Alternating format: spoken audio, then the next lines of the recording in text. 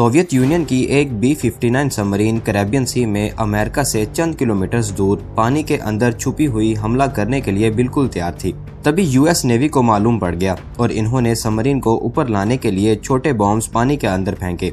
Soviet submarine, जिसका हजारों kilometre दूर हेडक्वार्टर से कांटेक्ट भी टूट चुका था, उसके कैप्टन को लगा कि शायद जंग छिड़ चुकी है और अब न्यूक्लियर मिसाइल फायर करने का वक्त आ चुका है। ये वो वक्त था जब यूएस और सोवियत के दरमियान टेंशन हद से ज्यादा बढ़ चुकी थी और दोनों कंट्रीज के हजारों न्यूक्लियर मिसाइल सिर्फ एक बटन प्रेस करने की दूरी पर थे। सोवियत सबमरीन के कैप्टन अभी न्यूक्लियर मिसाइल का बटन दबाने ही वाले थे कि अचानक कुछ ऐसा हुआ जिसने इस दुनिया को तबाह होने से बचा लिया। नाजरीन, ये वाकया इतिहास के इन 12 दिनों के दरमियान पेश आया था जब अमेरिका और सोवियत यूनियन की कोल्ड वार काबू से बाहर हो रही थी।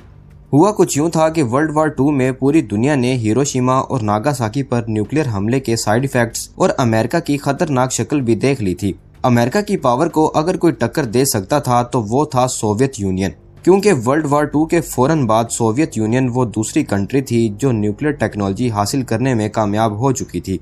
इन्होंने कई न्यूक्लियर टेस्ट करके इनडायरेक्टली अमेरिका को इशारा दे दिया था कि हम जापान नहीं हैं जो हमलों के नतीजे में चुप करके बैठ जाएंगे।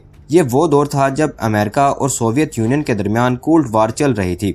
दोनों कंट्रीज एक दूसरे के खिलाफ अपने न्यूक्लियर वेपन्स को हर वक्त तैयार रखती थी, फिर चाहे हमला जमीन से करना हो, हवा से या फिर समंदर से। दुनिया को अच्छी तरह मालूम था कि दोनों में से अगर किसी ने भी न्यूक्लियर अटैक में पहल की तो अगली कंट्री भी उसका जवाब न्यूक्लियर मिसाइल से ही देगी और इसके नतीजे में होने वाली तबाही जापान के न्यूक्लियर हमलों से काफी ज्यादा भयानक होगी। इतनी ज्यादा कि ऐसा माना जा रहा था कि शायद दुनिया में से इंसानों की 70% पॉपुलेशन इसकी नजर हो जाएगी। इन हमलों को और ज्यादा इफेक्टिव बनाने के लिए अमेरिकन और सोवियत यूनियन के एयरक्राफ्ट हर वक्त हवा में रहते थे। इसके अलावा न्यूक्लियर सबमरीन भी इंटरनेशनल वाटर में एक दूसरे से छिपकर सिर्फ एक इशारे का वेट करती थी।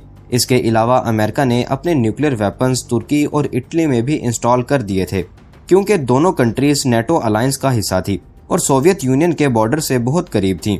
इससे अमेरिका की पोजीशन और ज्यादा स्ट्रॉन्ग हो गई थी, क्योंकि यहाँ से सोवियत यूनियन के वेस्टर्न पार्ट को अटैक करना मजीद आसान हो गया था।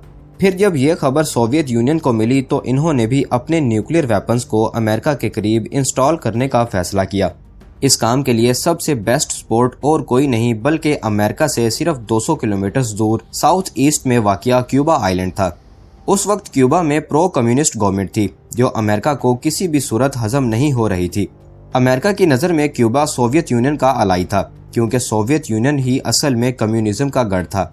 कम्युनिज्म का मतलब है कि सारे बिजनेसेस गवर्नमेंट के कंट्रोल में रहेंगे और सबको इसका इक्वल हिस्सा मिलेगा, यानी समाज में अमीर या गरीब जैसी क्लासेस नहीं बन पाएंगी।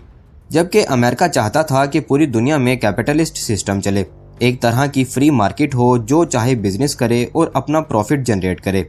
अमेरिका अपने बराबर में क्यूबा पर हमला करके वहां भी कैपिटलिस्ट निजाम लाना चाहता था, लेकिन क्यूबन प्रेसिडेंट फेडरल कैस्ट्रो को सोवियत यूनियन की सपोर्ट हासिल थी, जो क्यूबा को वेपन्स भी सप्लाई किया करते थे। पर क्यूबा के साथ अच्छे रिलेशंस बनाने की आड़ में सोवियत यूनियन कुछ और ही सोच रहा था। उस वक्त के सोवियत प्रेसिडेंट ने क्यूबन प्रेसिडेंट फेडरल कैस्ट्रो के साथ एक सीक्रेट डील क्रैक की, जिसमें यह तय पाया कि सोवियत यूनियन अपने इंटरकॉन्टिनेंटल बैलिस्टिक मिसाइल्स क्यूबा में इंस्टॉल करेगा और इसके बदले में वो क्यूबा को अमेरिका के हमले से भी बचाएगा। लेकिन इसका दूसरा फायदा ये था कि इस बहाने से अब Soviet nuclear missile south American region warheads को भी आसानी से हिट कर सकेगा। इस डील की किसी को कानो कान खबर तक नहीं पड़ी और सोवियत यूनियन ने टॉप सीक्रेट अंदाज में अपने ICBM क्यूबा के मुख्तलिफ लोकेशंस पर इंस्टॉल करना शुरू कर दिए।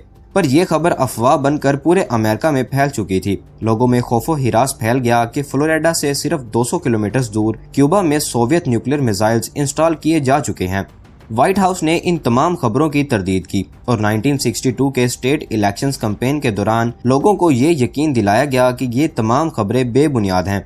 फिर इसकी सच्चाई जानने की खोज में US एयरफोर्स के स्पाई प्लेन U-2 को इस्तेमाल किया गया। स्पाई प्लेन ने क्यूबा आइलैंड के ऊपर से तस्वीरें कैप्चर की, जिनमें साफ साफ मीडियम रेंज R-12 और intermediate range ballistic missile facilities को देखा गया। ये फोटोग्राफ्स इस बात को साबित करने के लिए काफी थी कि सोवियत यूनियन अमेरिका के साउथ ईस्ट पार्ट के खिलाफ घेरा तंग कर चुका है। ये खबर American president John F Kennedy पर बिजली बनकर गिरी और इन्होंने क्यूबा, जिसके ऊपर अमेरिका को वैसे ही बहुत गुस्सा था, उसको सबक सिखाने के लिए वहां एयर स्ट्राइक्स करने का फैसला किया। प्लान ये था कि एयर स्ट्राइक्स करके पहले सोवियत ICBMs को डिस्ट्रॉय कर दिया जाएगा और इसके बाद फुल फोर्स के साथ क्यूबा पर कब्जा कर लिया जाएगा, जो कि काफी पहले से ड्यू था। अमेरिकन प्रेसिडेंट का ये प्लान असल में वर्ल्ड वॉर 3 को दावत देने के बराबर था, क्योंकि क्यूबा में सोवियत मिसाइल्स पर हमला असल में सोवियत यूनियन पर हमला कंसीडर किया जाएगा और अगर ऐसा हुआ तो दोनों तरफ से न्यूक्लियर वार छिड़ जाएगी, जिसको फिर कंट्रोल करना किसी के बस की बात नहीं होगी। दूसरी तरफ जब सोवियत यूनियन को अमेरिका के इरादों का पता चला तो उन्होंने हमले का जवाब देने के लिए अपनी कमर कस ली।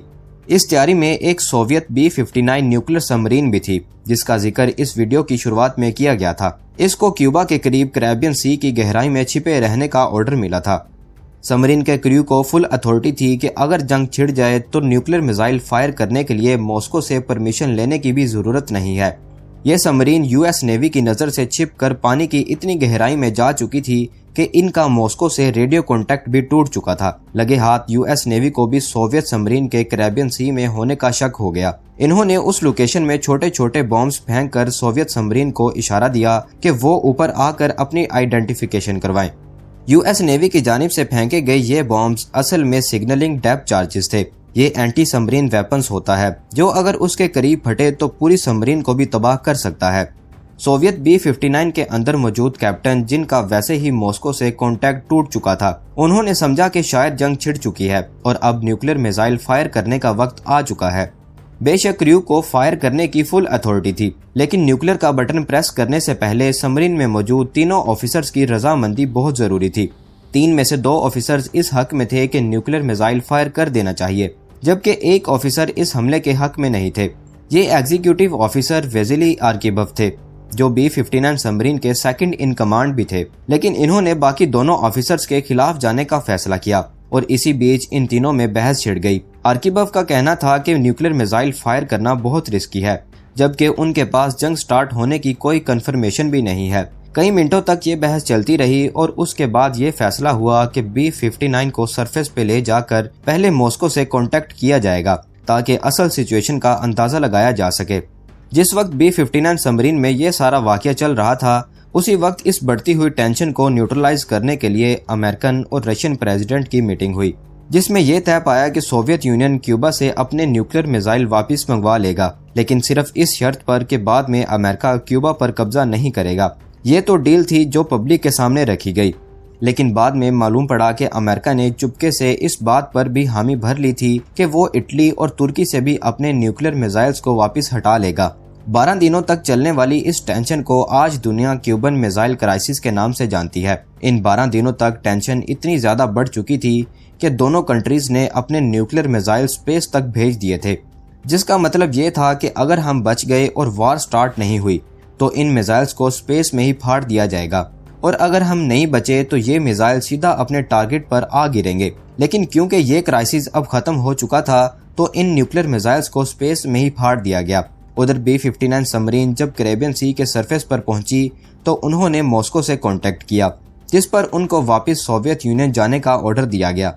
हिस्टोरियंस का मानना है कि एग्जीक्यूटिव ऑफिसर वेजिली आर्किबव दुनिया के वो शख्स रहे हैं जिनके इस तारीख साज फैसले की वजह से आज हम इस दुनिया में जी पा रहे हैं, वरना ये न्यूक्लियर वार इतनी शदीद होती कि शायद इस दुनिया में इंसानों का नामो निशान भी ना रहता।